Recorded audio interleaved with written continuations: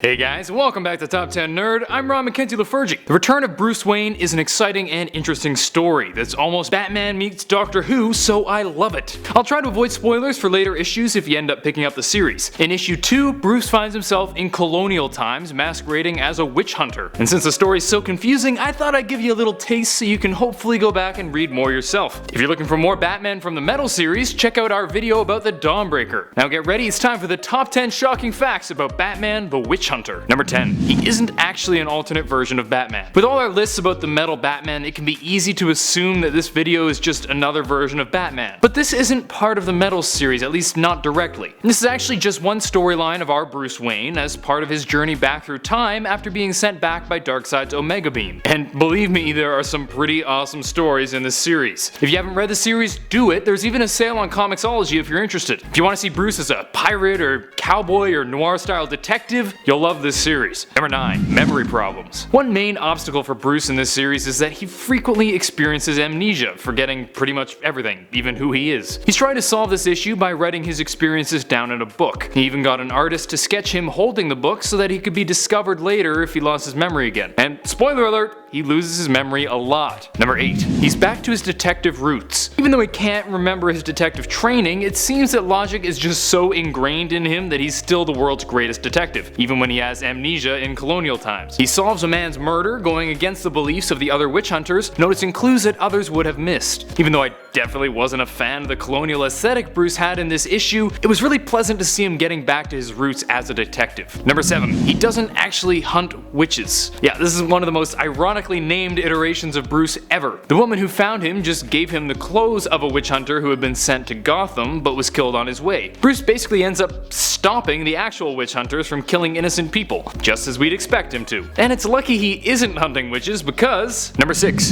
His girlfriend's a witch. Well, not really his girlfriend, but you know. It turns out the witch hunters weren't exactly wrong in thinking Annie was into the supernatural. Annie, the woman who pulled Bruce from the water and later went on to smooch him, didn't like what the religious fanatics were doing to the town, so she asked her bright gods to send an avenging angel. I'm not certain if she actually did cause him to come or if it was just a coincidence. That said, it could be that the bright gods are actually the new gods, and since we know Darkseid sent Bruce, it could be related to him. At the same time, it should be pointed out that he seems to appear when people are in trouble and ask for help, so maybe he's able to control it subconsciously himself. Kinda like an Omega Beam bat signal. I don't know, it's really never explained as far as I know. If you know what causes his time leaps, let me know in the comments. Number 5.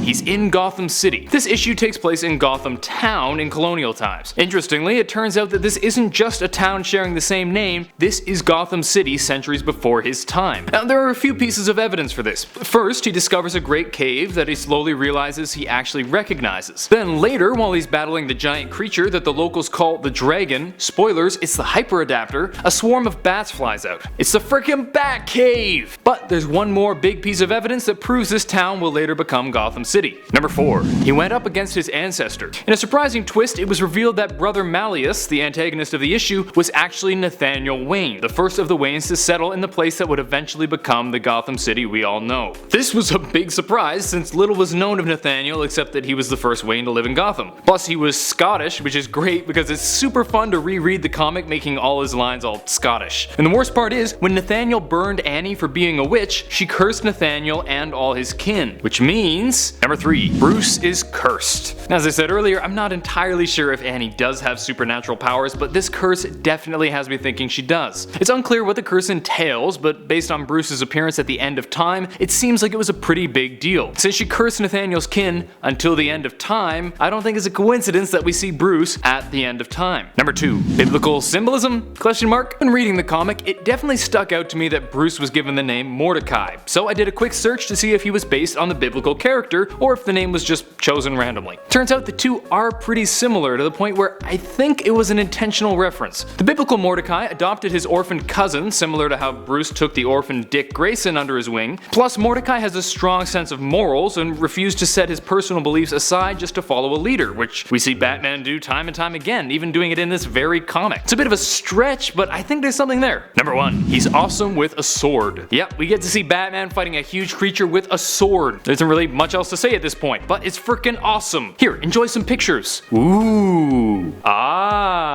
That's it for today. Hope you guys enjoyed. If you did, please smack that thumbs up button and subscribe to Top 10 Nerd for more videos. Let me know what you think of all this in the comment section down below. The whole series is actually on sale at Comixology for $4.99 if you're interested. They're not paying me to say that or anything, it's just a pretty good deal if you're looking to pick up the series. Until next time, I'm Ron Mackenzie LaFergie with Top 10 Nerd. Later, nerds.